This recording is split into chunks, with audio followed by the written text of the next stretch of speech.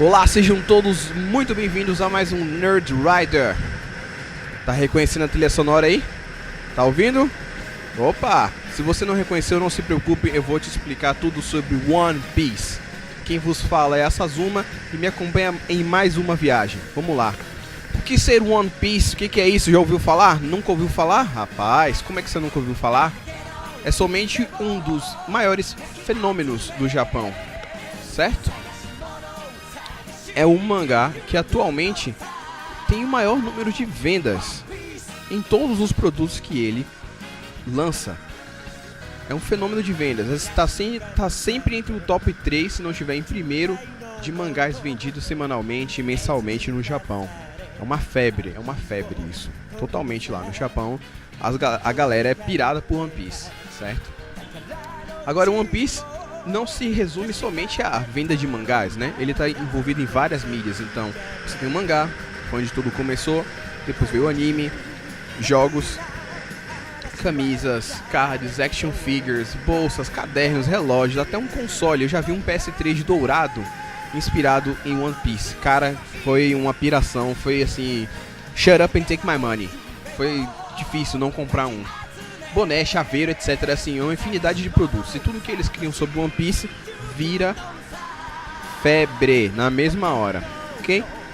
Então assim, eu não vou falar com vocês sobre dados. Ah, porque One Piece é o que vende mais no Japão. Você vai lá e todos os dias dão milhões de ienes para os japoneses.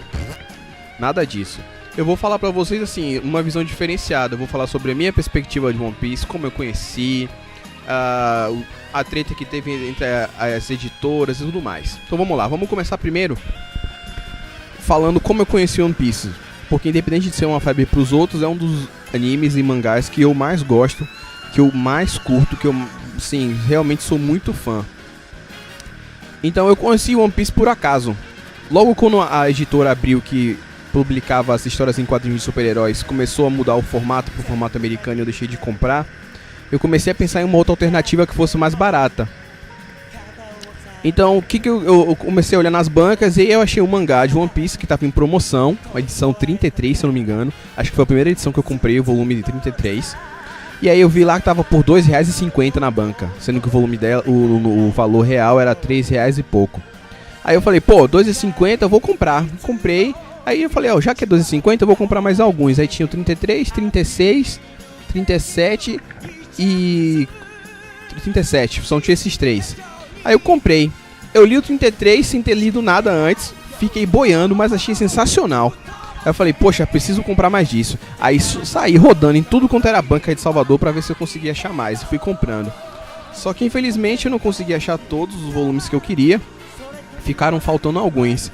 Mas aí eu falei, poxa, será que só tem um anime? Se tiver um anime eu vou assistir. Dito e feito, tava lá o anime no episódio 150 e poucos, eu acho, 200, não lembro mais que episódio tava. Comecei a assistir e ler o mangá ao mesmo tempo. Então eu lia o mangá e depois eu corria pra ver o anime, pra ver as diferenças, pra ver as semelhanças e coisas do tipo. E aí eu fiquei, poxa, cara, fenomenal. O anime é tão bom quanto o mangá e o mangá é tão bom quanto o anime, pelo menos na minha opinião. E aí foi assim que eu conheci One Piece. Chegou ao ponto de eu ir para um evento aqui em Salvador, que eu não vou mencionar o nome porque eu não ganho dinheiro pra isso. Um evento de cultura japonesa, pop. E aí eu gastei, acho que foi R$300 comprando todos os mangás de One Piece que faltavam. Então eu comprei do 1 até os 50 e pouco que tinha saído na época. Comprei todos, fiquei falido, assim, por ano, na época que eu ainda não trabalhava. Então eu tive que juntar o dinheiro, pedir emprestado, fazer dever Deus e o mundo pra poder comprar tudo. Então fui, comprei, aí comecei a ler todos e ler todos os que tinham e ficava cada vez mais maravilhado. A seção SBS, que é tipo uma seção de perguntas e respostas que o Eiichiro Oda, que é o mangaka por trás, colocou nos mangás originais no Japão. E aí a editora Panini, a editora Conrad na época que lançava, o Conrad, publicou também na íntegra. Então, poxa, era sensacional ver as respostas, algumas dúvidas que eu tinha sobre personagens e tal, e ele respondia. Então essa foi a maneira. E aí eu já vou aproveitar o gancho que eu falei da Conrad e Panini, que eu me confundi, e já vou lançar logo a ideia. Se você começou, assim como eu, a curtir One Piece antes de 2006, 2007, com certeza você pegou a época da Conrad, ou da Conrad. Eu vou falar Conrad, que é a maneira que eu me habituei a falar, ok? E aí eles foram lançando até, se eu não me engano, a edição 59, 60, alguma coisa assim. Parou nesse volume. Porque depois disso eles perderam a licença do mangá. Então ficou anos e anos e anos e anos, sem brincadeira, acho que foram 5 anos ou mais, até que a Panini resolveu essa situação para os fãs de One Piece, conseguiu a licença e começou a relançar do momento que a Conrad tinha parado, e também voltou a publicar desde a primeira edição. Então quem nunca tinha lido One Piece ia ter a oportunidade de ler, porque você também já não achava mais os mangás da Conrad. Eu tenho todos aqui, até onde foi lançado, sem faltar nenhum, eu tenho todos. E aí também o que acontece? Eu fiquei frustrado, obviamente, porque queria continuar minha coleção, mas aí eu falei, então dane-se, eu não vou ler mais, vou somente acompanhar o anime. E aí comecei a ver o anime e por aí vai. Então, voltando ao programa 3, pra quem não assistiu, é só procurar na lista, na playlist, tem lá o programa 3 do Nerd Rider. Eu falo sobre um pouquinho de mangá, explico sobre o que ele é e tal. E eu também comento sobre os temas, dizendo que mangás, assim como animes, existem sobre vários temas diferentes. E aí o tema de One Piece, que pra quem não sabe, se trata de piratas, certo? A ideia de a trama é assim, sobre um garoto, um adolescente, que tem o sonho de ser o maior pirata, o rei dos piratas, e achar o maior tesouro de todos os tempos, que é o One Piece.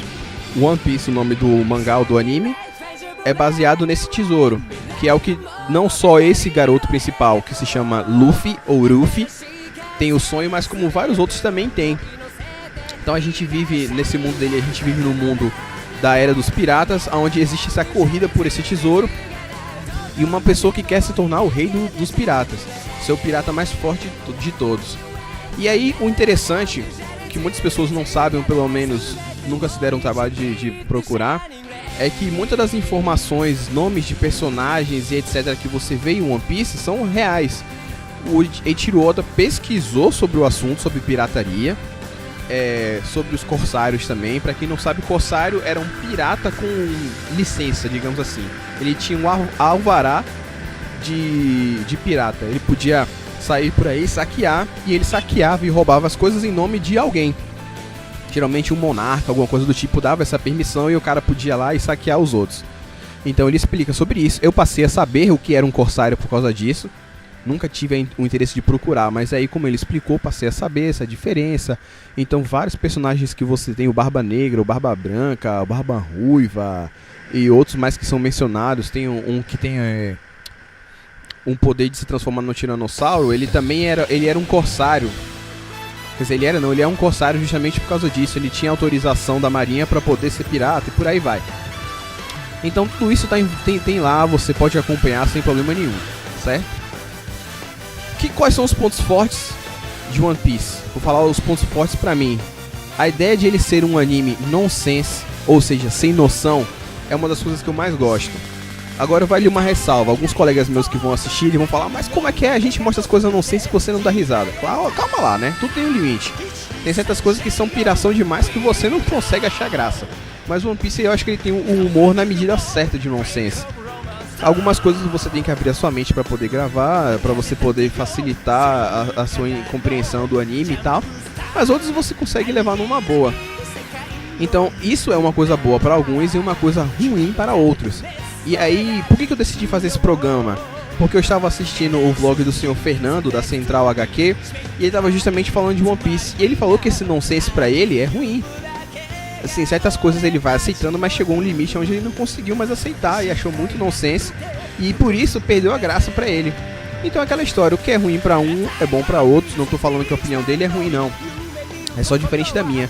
Eu acho que é justamente o nonsense, a comédia que existe em One Piece, ser assim do Luffy ser muito burro, né? Ser muito tapado, é justamente o que faz a graça em algumas situações. Assim como outras coisas também, algumas piadas recorrentes e tal. Juntando tudo isso, você tem uma coisa interessantíssima, certo? Vou colocar o link do programa dele, pra quem quiser assistir, pra ver a opinião dele. Agora, quem for assistir, não vai lá esculhambar o cara não. Respeita a opinião dele, velho. Ele tem o jeito de não gostar, do mesmo jeito que você tem o direito de gostar. Então, se eu for lá comentar sobre a opinião dele, respeite com educação, por favor, certo? Então, Uma coisa também que ele comentou, que eu também já tinha pensado em comentar, é a duração do mangá. O mangá tá no volume 70 e pouco no Japão e supostamente está na metade. Então é mais um daqueles mangás infinitos que você fica, poxa, esse negócio não vai acabar nunca, não vai acabar nunca.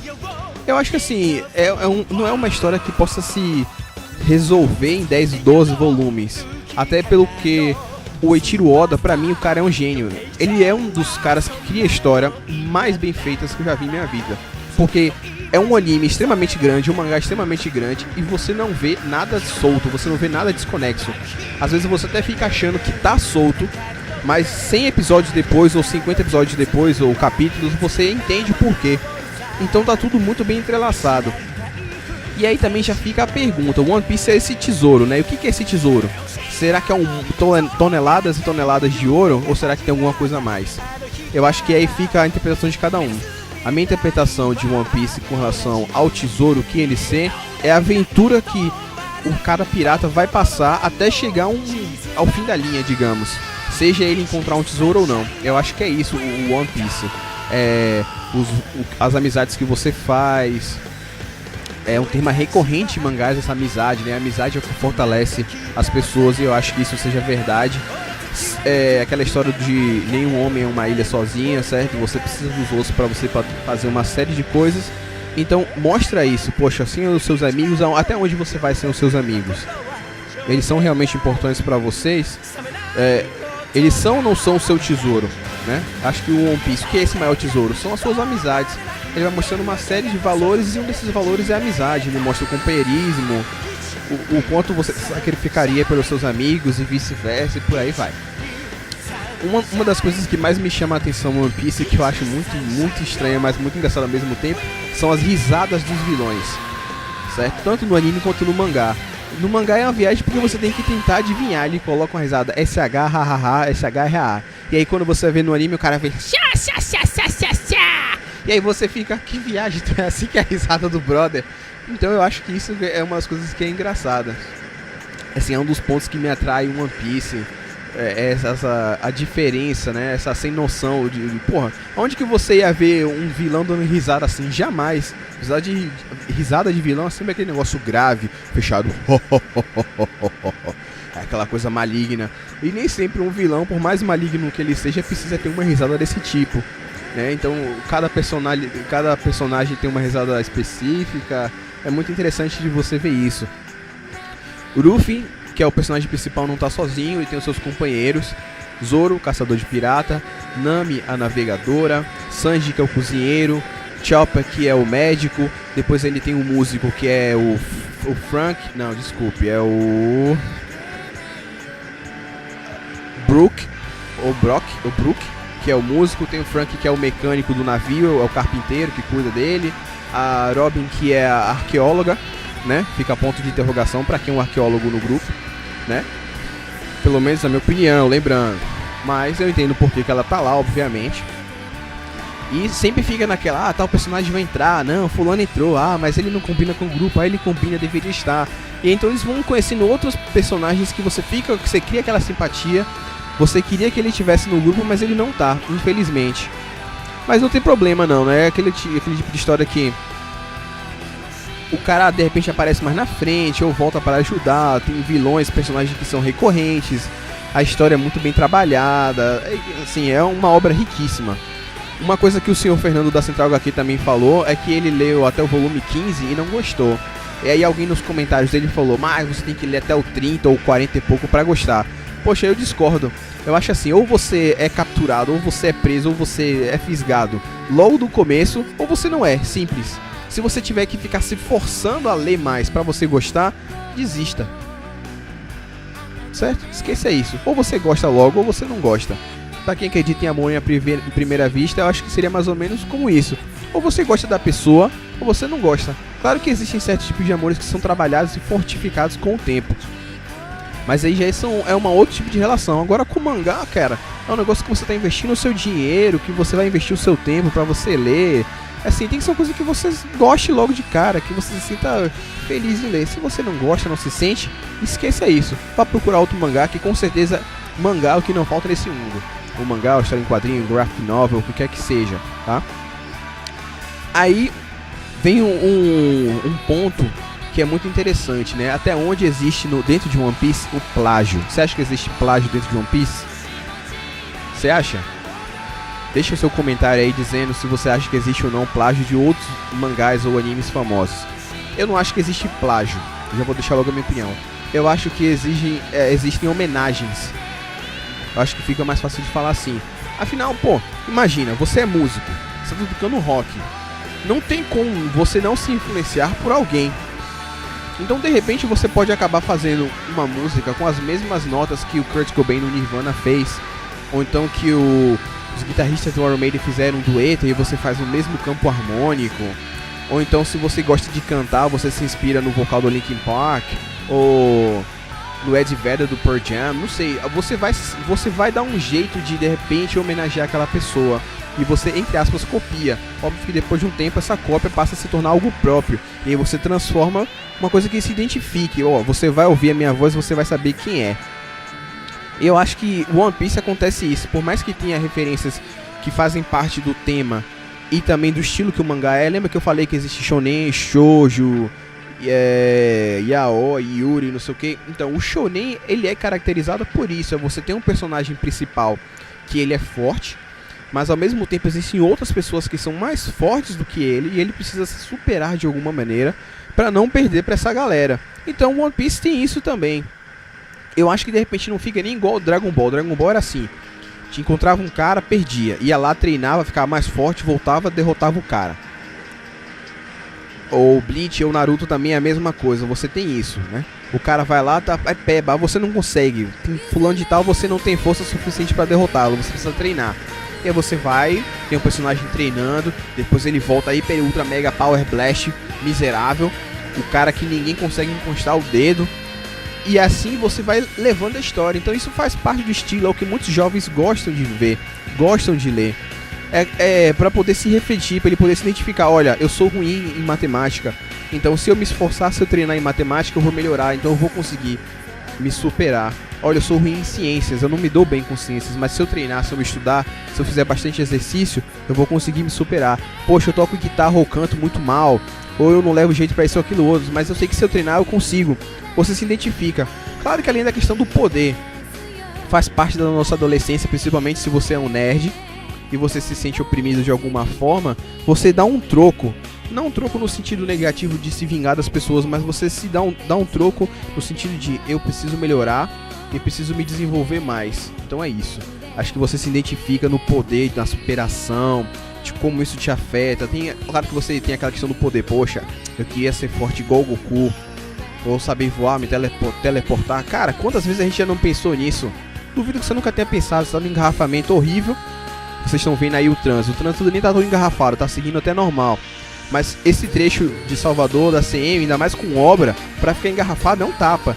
Então imagina, você tá louco pra chegar em casa cansado. Imagina você poder se teletransportar pra sua casa somente encostando 2 dedos na sua testa. Plim, chega em casa, ó que maravilha. Como isso não seria ótimo? Se você nunca pensou nisso, meu amigo, eu sinto muito mais você ter algum problema. Ainda mais no mundo prático onde a gente vive. Claro que eu não vou mentir, eu adoro andar de moto. Adoro seguir no trânsito, mesmo quando tá engarrafado é bom, porque os outros estão parados e eu tô andando. Mas eu gosto muito. Gosto muito mesmo. Mas claro que tem vezes que eu não vou mentir que seria muito mais prático se eu pudesse me teletransportar. Me pouparia muito mais tempo pra fazer outras coisas que eu gosto. Não sei se vocês concordam, vocês podem deixar a opinião de vocês também, se vocês concordam com isso ou não. Então eu acho que One Piece não é plágio, não é cópia. Tem certos temas, certas ideias que são recorrentes pela questão do estilo que ele é, certo? Se você tem um mangá que é feito para jovens e os jovens gostam desse tipo de coisa, não tem como o cara fugir. É aquilo que eu falei em Bakuman. Quando o cara chega com uma obra dele do mangá, o editor vai identificar e vai falar: ó, esse é o tipo de obra, precisa ter isso ou aquilo outro. Você precisa colocar isso ou você precisa tirar aquilo, e por aí vai indo. Então One Piece sofreu todas as modificações que teve. É um anime, um mangá muito completo. Você tem um momento de drama, você tem um momento emocionante, você tem os momentos de ação, você tem um momento de comédia, o alívio cômico. É uma coisa recorrente One Piece. É uma coisa que a gente vê muito em filme agora, né? O alívio cômico. Você vai lá na cena, tensão, tensão, tensão.